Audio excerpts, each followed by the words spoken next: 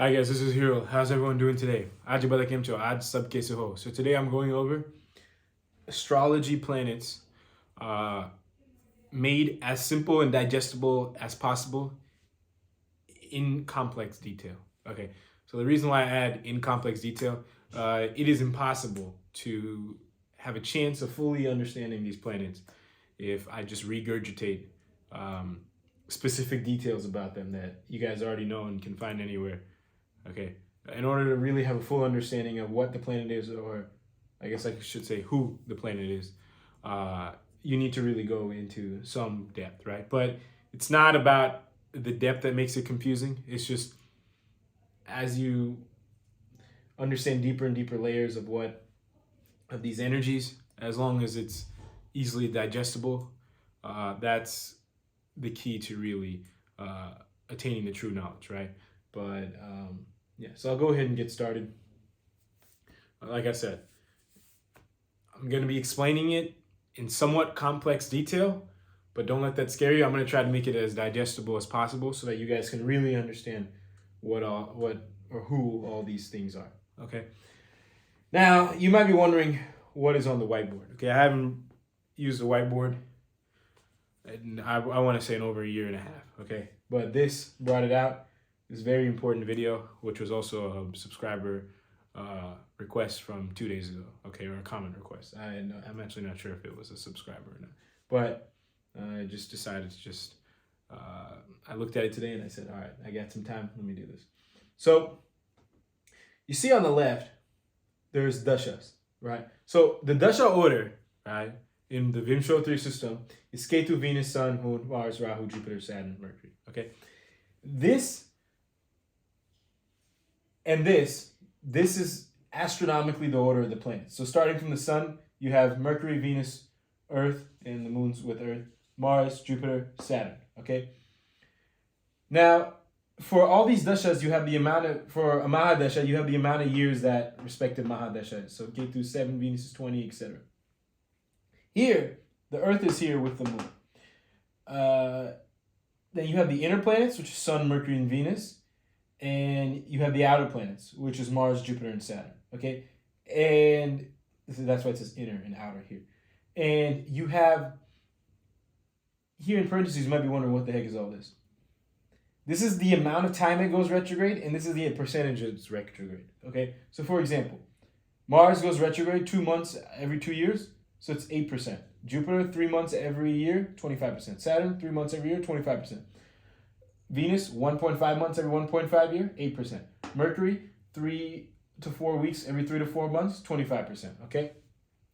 These are both important, both sides. And in this side, the order and time is details you should pay attention to, which is obviously stuff I'm going to talk about in a second. And on this time, the location, like the order location, the time, and the percentage also matters. And also the category, which is inner versus outer, which I kind of tie under location. Okay, as you guys can maybe probably already tell, this is going to be a little bit of a longer video. I haven't even started. I just kind of introduced what's on this board, and I'm probably already at least a few minutes in. Okay, I would imagine. So you're gonna have to be patient. Now, all these details are important, right? Astronomically, the actual physical location of the planets and how they impact us astrologically, or how they impact what we observe astrologically, is very, very important. Okay, there's actually many other details in this that I can't cover in this one simple video, right? Such as the color of these planets and things like that. But this is a great enough area to get started with. And then obviously the dasha order matters, right? Because the dasha, I mean, these dashas, Vimshotri dasha system is the whole key, or I could say a big key to Vedic astrology, right? And just a key thing, this video is on Vedic astrology, okay? I don't know who's going to come across this video. Now, I will actually start with this side, because this is the side that's a little bit more easier to digest. Okay, so astronomically, we know that there's a sun. And then we know that there's Mercury and Venus closest to it. And then we have Earth. And then we know that we have Mars, Jupiter, and Saturn on the other side of the Earth, right? These are the outer, these are the inner. Now, if you notice something, these are more material planets. Okay, Sun, Mercury, Venus. Okay, I'm going to go into detail, but just know that. The outer, these are more conventionally spiritual planets. Technically, they all have spiritual and material, but conventionally, these are the more spiritual planets. Mars, Jupiter, and Saturn. Okay? Fun fact, Mercury and Venus, astrologically, okay? So astronomically, they're the closest to the sun. And then astrologically, they're never more than like 1 or 2 houses away from the sun. Okay? Obviously, because if you're the Earth on the outside looking at the sun, and the Mercury and Venus are rotating around the sun, right? So I'm looking in, and I see those two things circling around the sun. It can't deviate too far from it, right? Versus Mars, Jupiter, and Saturn, they're rotating around the sun, but also outside of the Earth. So they can be wherever in respect to the sun astrologically, okay? Now, really quickly, so I just said these are the more conventional spiritual planets, and these are the more conventional material planets, right? Right at a gist, what do all these represent, right? So the sun is your ego, right? It's your identity, your external material sense of self in a sense, okay? Mercury is your rational intelligence, okay? So your ego, it's always thinking. This is why Mercury is so close to the sun, always, okay? Your Venus is your sense of enjoyment, okay? With people, things, etc. So the ego also likes to enjoy. Mercury, as far as its thinking, that it's always doing nonstop. Venus, it's still always doing, but not necessarily as nonstop as thinking, right? The ego is always thinking, but it's not necessarily always enjoying, but it's enjoying a lot or trying to enjoy a lot. So it's going to be also pretty close to the sun, right? Now we have Earth, and the moon rotates around the Earth, right? This is why the whole Dasha system, it is dependent on where your moon is, right? Because this whole thing, this whole Earth experience, everything revolves around the moon's placement. Your moon is your mind, more specifically, your emotional mind, okay? That is a very, very, very big part of your experience, which I'll get to in a second. Mars, it is your ability to start things and your ability to also end things as well in somewhat of an intuitive way, possibly, okay? I'll explain more details on this as I kind of go, but let me just keep going. Jupiter, in a sense, is your consciousness or your wisdom, okay? Your actual spiritual wisdom. This is more your rational intelligence. This is more your spiritual wisdom, right? It's not necessarily true intuition. I would say that's more Mars in a sense, but not exactly. The word intuition is so abstract, right? So that's what makes the word intuition can mean different things to different people. But moving forward, I think you guys understand it. Just Saturn is your karmic fulfiller, okay? At a general gist, okay? I'll just say it at a general gist. Now, what do you notice about this? There's 3 25%, and there's 2 8%. The 2 8% are the two on the other side of the Earth, and the 3 25%, which they're 25% retrograde, the time retrograde, which is kind of a lot. The other three are all retrograde, right? 25% of the time. The moon and the sun are never retrograde, okay? What does it mean to be retrograde? And this is important to understand a planet's retrograde characteristics, okay? Because that ties into a lot of it into its actual character. Planet goes retrograde when I guess you can kind of say it kind of needs karmic help, right? So that just reminds me, I didn't discuss 2 planets, Ketu and Rahu. Ketu and Rahu are shadow planets. So they're not actually real astronomical planets, okay? This is the south node of the moon, and this is the north node of the moon, okay? In Vedic symbolism, I guess that's the right word. I'm not sure. This is the head of a demon, and this is the body of a demon, okay? So, but these 2 planets are always retrograde, right? Meaning that they're always trying to fulfill some kind of karma, okay? I'm going to get back to that in a second. These planets are retrograde some of the times, okay? The percentages are here. These are never retrograde. Why? Because they don't really have too much of a karmic aspect to them. This is your emotional mind, and this is your ego or your identity, right? There's nothing really karmic about them, okay? there is, but it's not like you can see why they never go retrograde, right? They're very material in nature. They're very superficial in nature. Ironically, even though this represents our emotional mind, which is like inside our body, and our identity, which is also something like abstract up here. But they're not really karmic, right?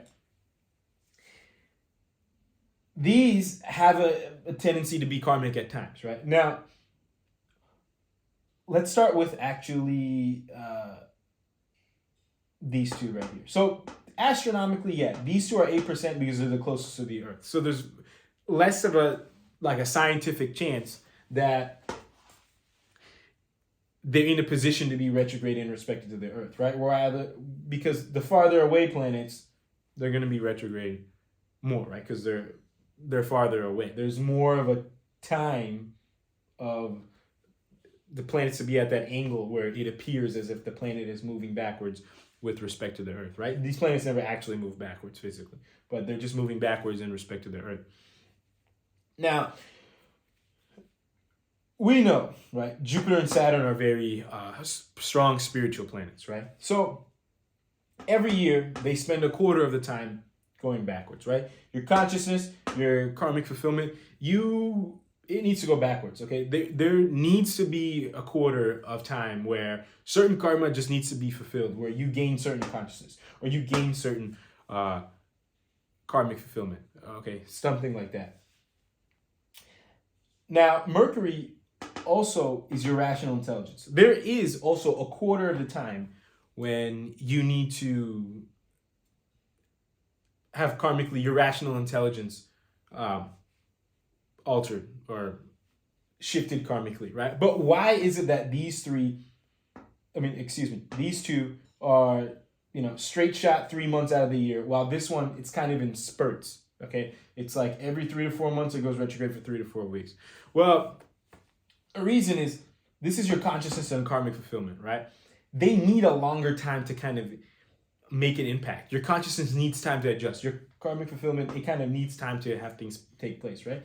Your rational intelligence does not need 3 months straight in a row. It's actually not even ideal. Imagine if everybody lost their minds for 3 months straight out of a year, okay? The world would probably not be able to function properly or something, right? This is just not feasible. So instead, every 3 to 4 months, we have a little karmic time of 3 to 4 weeks, okay? And that way, everything just flows better. Now, I'm not God. I didn't decide these numbers. I just think I have a decent understanding of why these numbers are the way that they are, okay?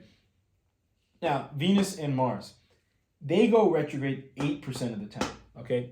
Now, one's 1.5 months out of 1.5 year and one's 2 months out of 2 years. Now, they actually don't go retrograde for two different reasons, two exact opposite reasons, although they go retrograde for the same amount of time. Venus, it's because it's not that much of a karmic planet, okay? Venus is all about enjoyment, okay? If you look at the Upachya houses, 3, 6, 10, and 11, they're all the earth and the air signs, right? They, besides Venus, it's the areas where you have to have free will, right? Like air and fire signs, they're more, they have more like of a destiny trait in nature, right? Things are a little bit more happen without free will. Earth and air signs, things happen due to your free will. That's why 3, 6, 10, and 11 are Upachya houses. But however, 2 and 7, which are originally ruled by Venus, they're not Upachya houses, right? Why? Because they're not areas of free will and you can watch more on my Upachya video if you need more information on this. But this areas related to Venus is not necessarily stuff that you have to do. That's the point I'm trying to make, okay? That's why it's only retrograde 8% of the time. Every 1.5 years, okay, which is like every 18 months, you have about a 1.5 month period where anything karmically that needs to happen will happen, okay? So this is because it doesn't need to be retrograde that much. Because it's not very karmic in nature. Mars, on the other hand, is very karmic in nature, okay? It's super explosive, okay? It owns Aries and Scorpio. However,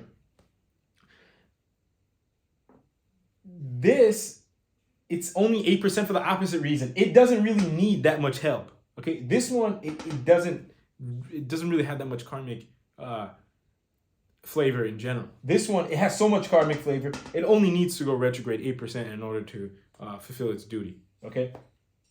So I hope that made sense. And I hope also you understand why now all the percentages are like this and all the times are like this and why it's also important. Okay?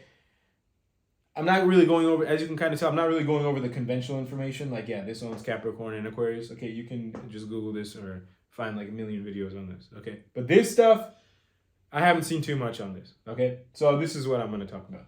Like the stuff that you're not going to find anywhere else.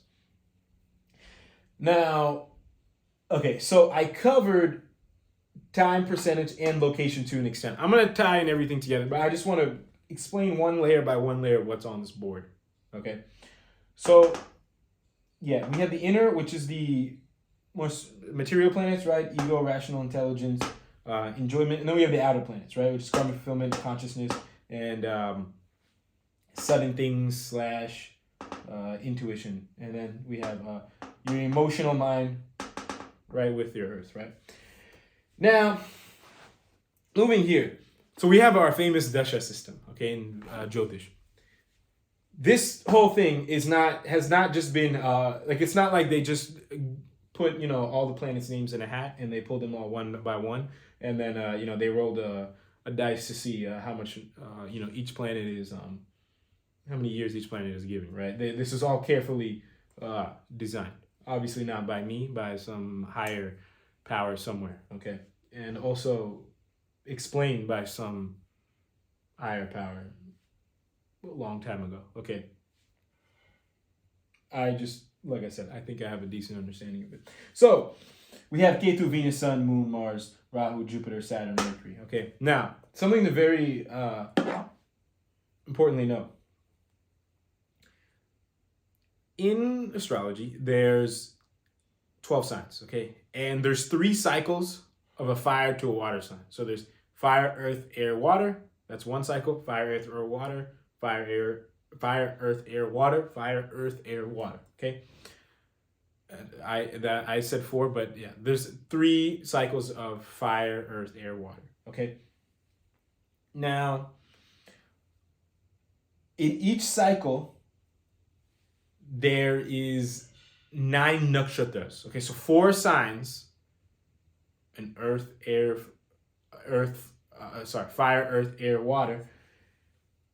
There are 9 nakshatras, and each nakshatra is correlated, or is ruled, by one of these planets in this order. So at the beginning of a fire sign, there's Ketu, then Venus, then Sun, which transitions to an earth sign, then Moon, then Mars, which also transitions to an air sign, then Rahu, then Jupiter, which transitions to a water sign, then Saturn, then Mercury, right? There's a flow to this. This flow is very important in understanding the planet's true nature, right? Ketu, right? It's the south node of the moon. Ketu has a common trait of just making things happen, right? Now, if for those of you guys who have ran a Ketu Dasha, things happen, right? People leave your life, people come in your life, all kinds of crazy stuff, okay? That's because Ketu is at the beginning of a fire sign, right? Things just happen. It's like a new beginning, okay?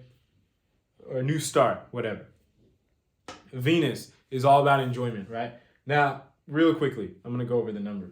Ketu, it can only last for 7 years, right? There's only so much of this you can handle, okay? If Ketu lasted like 15, 20 years, you'd probably go crazy, okay? Yeah, there'd probably be a lot more suicides and all this kind of stuff, right? So it's only 7 years because that's all that is needed to kind of fulfill this karmic level, right? And then we have Venus, which is you get to enjoy for 20 years, right? Now Venus, all about enjoyment, right? So it's right smack kind of in the middle of a fire sign, right? Which is, and to enjoy things, you need new things to enjoy, right?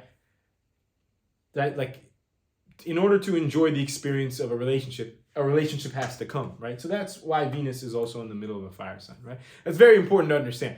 I don't think I've ever heard someone say the sentence I just said ever before, okay? But Venus has a lot to do with new things also, okay? It's not, it's important to understand why it's in the middle of a fire sign. Now you have Sun. Sun is at the end of a fire sign, and it also, its first padas at the end of a fire sign, and then it goes into the next 3/4 of it in an earth sign. Okay, I said Ketu is the new beginning, but it's not like your actual new beginning. Sun is actually your true new beginning, right? Sun is actually what you get that actually is stable. Okay, if you read a Ketu Mahadasha, you know your life kind of goes up and down, and then Venus is about enjoying, and then your Sun is like your actual true new path. Okay, it's laid out here. Okay, I mean it's what the whole solar system revolves around. Okay, this is your actual true new path. Okay, now after Sun you have Moon. This is what the solar system revolves around, but this is what revolves around the Earth, which is where we're living. Okay, now you can kind of see why I wrote out both of them and why I explained this first. This is your true new beginning. This is your true new beginning more inside. Okay, Sun had a little bit of the fire sign element at the beginning. Moon is all straight up in the middle of the Earth sign. Okay. Now we move on to Mars. Okay, Mars, like I said, it's all about new things and intuition and things like that. So it literally bridges the earth and the air sign, right? Earth is all about stability, air is all about expansion. Okay, so Mars is kind of what's going to take you to doing whatever you have to do in a certain sense. Okay, and you might be wondering, oh, that's really similar to what I said to Ketu. Yeah, it is really similar to what I said to Ketu. That's why they're both 7 years, and that's why people say both of these are pretty similar in nature, kind of. Okay. However, Ketu is a little bit more explosive, in my opinion, because obviously it's at the beginning of a fire sign. But Mars also has a little bit more of an intuitive element to it too. Ketu also does, but it's intuitive in a little bit of in a sudden way. This one's a little bit of intuitive in a grounded way, which has its own way it plays out. Okay. Rahu. Okay. Rahu, it's smack in the middle of an air sign. Okay. This is all about air is what? It's very expansive, fluctuating. This is all about ups and downs, right? Wind, air, it can blow in your face. It can like if you're like it can blow in your face or it can blow behind you and blow kind of like away from your face. Okay. Anything can happen in Rahu. This is the most volatile time in your life to an extent. Okay, to an extent. Because of the fact that it's 18 years and it's a lot of it is about, see, Ketu is volatile too, right? But Ketu is a volatile in the sense that I'm not going to say the things that Ketu does is random, but Rahu is your head, right? So there's a nature of what you want or what you desire that Rahu kind of picks on you with. Ketu is all about like blind shit, or like sudden things you might not even expect them. That also could be very torturing for some people. It's like I didn't even see this coming, right? At least Rahu, you can kind of see it coming to an extent. Okay, because you kind of know what you're attached to and things like that. Ketu, I mean, it kind of picks on your attachments also, but it's a little bit more blind. This one's a little bit more hitting you where it matters. That's why it's 18 years, because it kind of does it a little bit slower too. Ketu, it kind of does it all at once, okay? And then we have Jupiter, right?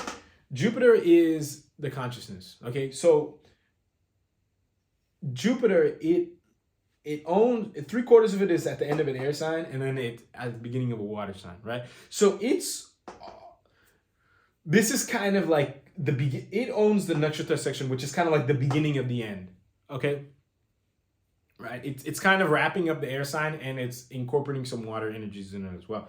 Now, if you notice, I said Jupiter represents consciousness, right? So consciousness is all about what? Exactly what I said.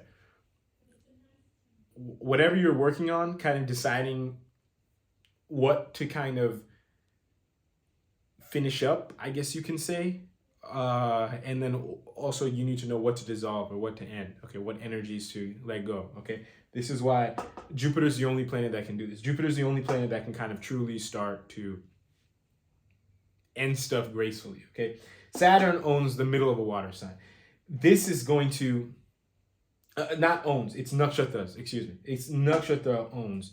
The reason why I'm going to nakshatras, that's because that's how the dasha order is decided. Okay, I'm gonna go into house placements or house lordships in a second. I'm gonna go through everything, but it's important to literally discuss everything. Okay, but I'm starting off with the stuff that most people don't know. Okay, Saturn is it's the beginning of a water sign, right? So now that you're in water,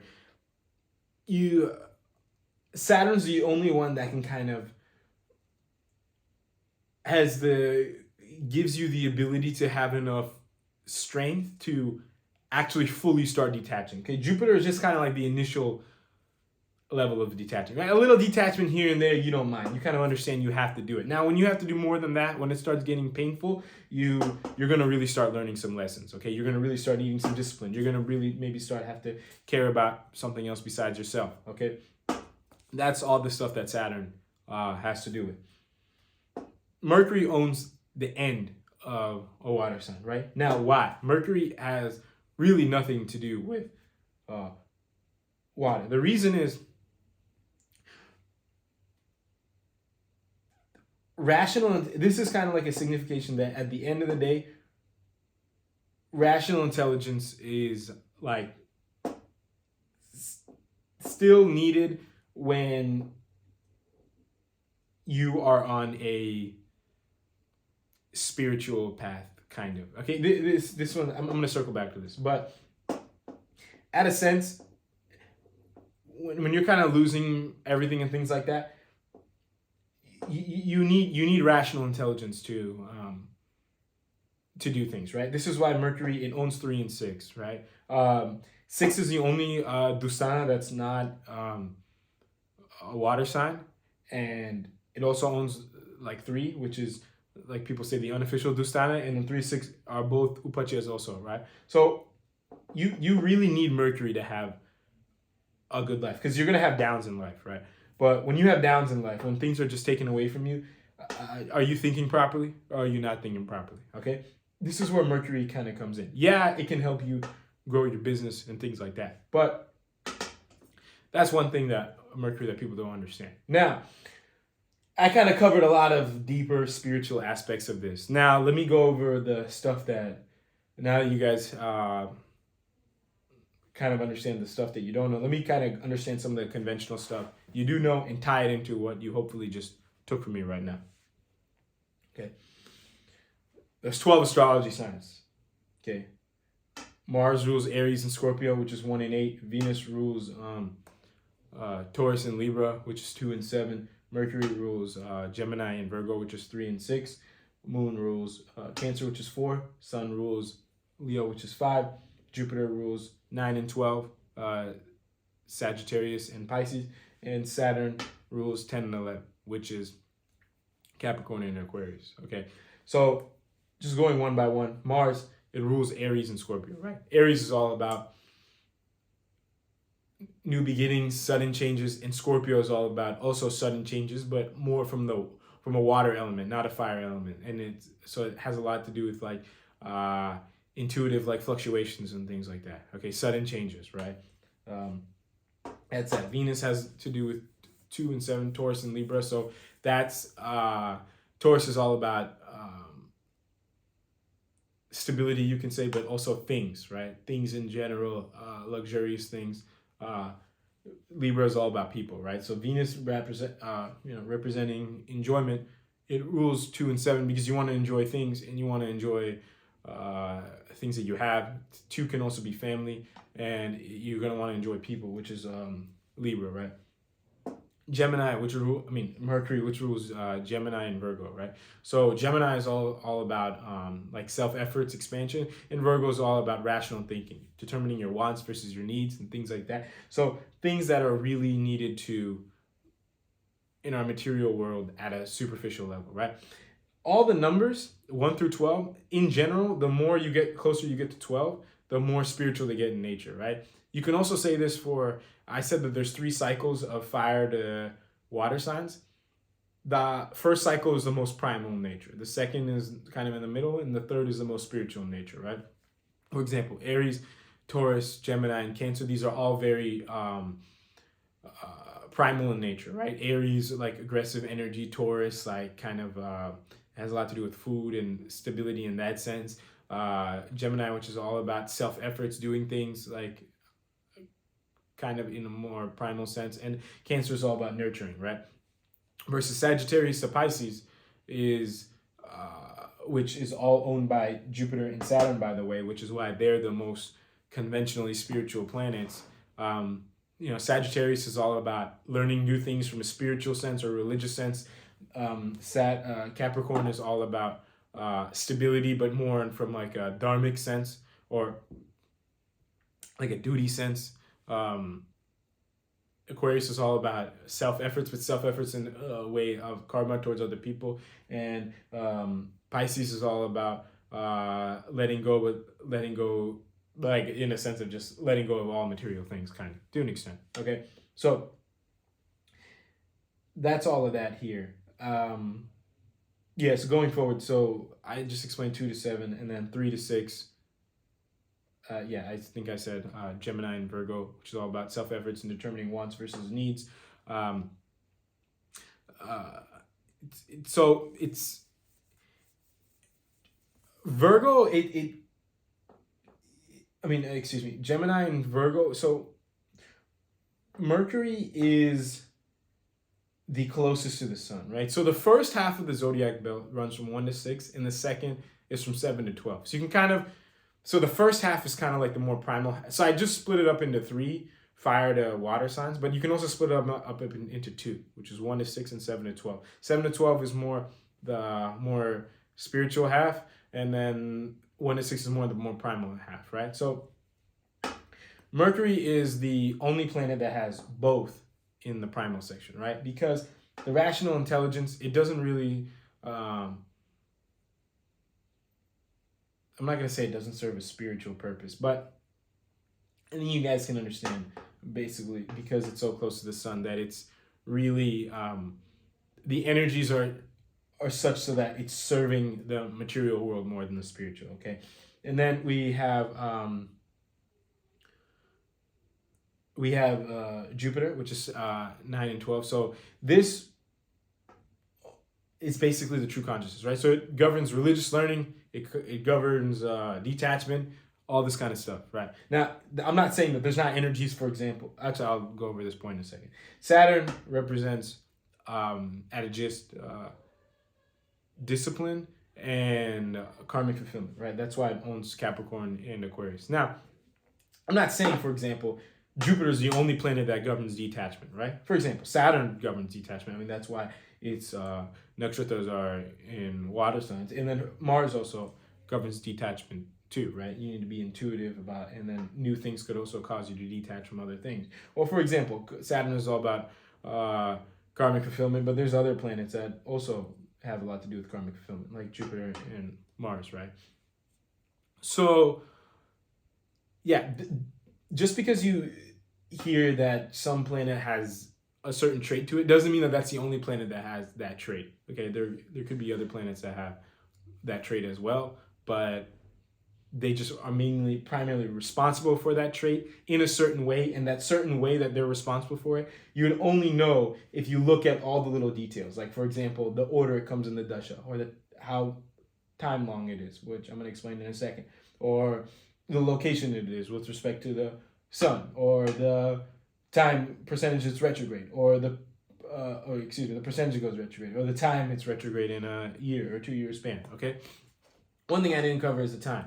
So like I said, I didn't cover fully is the time. So I'll just restart. So Ketu, 7 years. There's only so much you can handle, right? Venus is 20. You did come here to fulfill desires, okay? So Venus gets 20 years. Sun is 6, right? Sun is probably the least spiritual planet out of all of them, right? It literally governs the identity, right? So it does not... The time here for the dasha is kind of, I guess you can say, the spiritual focus, right? I'm not saying the sun is not important. It's super important, right? But the spiritual focus that's needed on this is not that high. Now, I'm not saying that the planets with lower have least spiritual focus. Mars and Ketu have so much spiritual focus. But I'm just saying for this one, it's lower because, in my opinion, spiritual focus, you don't need to focus on the sun for more than 6 years, which is 5% of your total life. Okay, you don't need to focus on your identity for that much. Okay, Moon is 10 years, right? So yeah, I mean, it's kind of like in the middle. It's not like super short, but it's not like super long. Okay, it is important, but like I said, it already gets a lot of importance also. So that's why, in my opinion, this is 10 years. Mars is 7 years. Okay, similar as K2. There's only so much of this you can handle. Yeah, and then Rahu is 18 years, right? So Rahu has a lot to do with breaking down your illusions and even your illusions showcasing themselves. So we need about 18 years for this. Jupiter, the consciousness, has 16 years. Okay, I'm going to discuss these three all together. Saturn, 19 years, the karmic fulfiller. Okay, and then Mercury is 17 years. So these four, right? These are all really, these are like a high amount of years. Okay, the reason is because air and water signs and fire signs have the most, I guess you can say, the karmic flavor to them, right? Earth signs, which have a lot of these planet nakshatra energies, don't really have that much karmic flavor attached to them. And Ketu is also still less because it's so strong. Okay, Ketu is probably the worst dasha out of all of them, right? In terms of how much pain is going on per amount of time. Okay, like the intensity. So that's why these specific planets are getting this much focus in the dasha system, right? But it's important to know because you're most likely going to be running one of these dashas. And if you don't know why it's coming in the order it's coming or why it's coming, and I'm actually going to go into the order actually right now. So I explained the order from a nakshatra level, right? Which is the level of like why they're like, this is the beginning of a fire sign, this is the end of a water sign, right? But throwing that shit out the window, why is this in this order, right? Let's just say I don't know anything about what nakshatra rules or what signs they're in or whatever. Why does this still make sense? Well, Ketu is all about kind of like new beginnings, right? Detachment. After that, you get to enjoy, right? Then after that, you get to rebuild your sun, right? You get to rebuild your identity. Then after that, you get to stabilize your emotional mind. Then after that, you get to expand and be intuitive about new things. Then after that, you get to really have your illusions faced or fulfilled or destroyed, whatever ends up happening here. Then after that, you gain consciousness. Then after that, after you have some wisdom, you get to fulfill your karma and do the things that you need to do. Then after that, you get to use your intelligence to do the things that you more want to do so that the cycle can start all over again.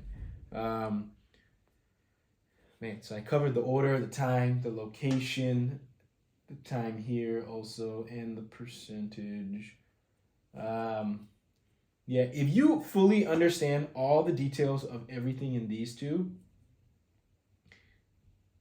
your knowledge is at a pretty good base. Your actual objective true knowledge, not necessarily how much you know or how much you have memorized, but your actual objective true knowledge and understanding these individual planets as like a being, as like a person, or as like a soul.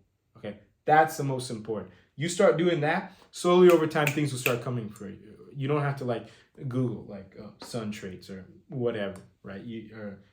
Tell me more about Saturn or something, right? It'll kind of just start speaking to you.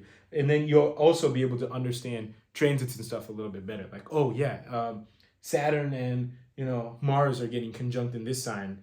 And, how do I think they're going to play out? Well, I really know how Saturn is, and I know how Mars is, and I know how Libra is because I kind of know how Venus is, and I know how all the signs work, right? If you need more information on that, you can watch my All Astrology Signs Made video. That the person who actually left a comment on that recently is the one who inspired this video. But okay, for example, like if Saturn and Mars are in Libra, okay, I know Libra is all about connections with other people and things because it owns Venus and things like that. And I know why Venus owns Libra. Now, if I look at Libra, okay, it's the sign opposite of Mars, and it's a sign Saturn gets exalted in. For more information on that, also, you can watch my exaltation or opposite sign videos. Opposite sign are very important, by the way. So Mars is in its opposite sign, and you know, and then Saturn is exalted, so it could be very spiritually challenging. But if I use the energies properly, I'm just making something up. I'm not making something up, but I'm giving an abstract example. It could be very spiritually challenging, but if I'm able to overcome certain mental things, then certain karma can get fulfilled, right? That's just one example. And then you look at the dashas you're running and blah, blah, and you add more on it and things like that. But I think this video has gone long enough. I have no idea how long this is running, but I think this is good enough for you to get started at least. But as usual, if you have any questions or comments, feel free to let me know. And until next time, I'll talk to everyone later. Thank you all very, very, very much for watching.